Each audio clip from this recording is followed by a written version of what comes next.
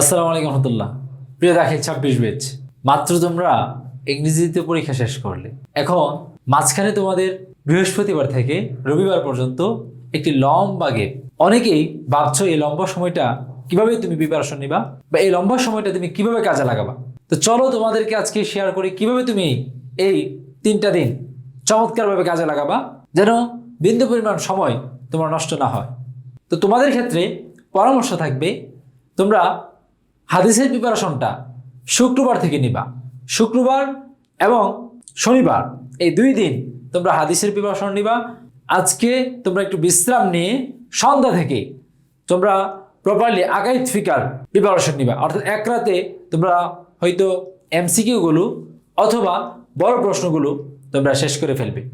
অর্থাৎ এমসিকিউগুলো যদি শেষ করে রাখো তাহলে হাদিস পরীক্ষার পরের দিনই কিন্তু অর্থাৎ সোমবারে তোমাদের কিন্তু আগাইত ফিকা পরীক্ষা।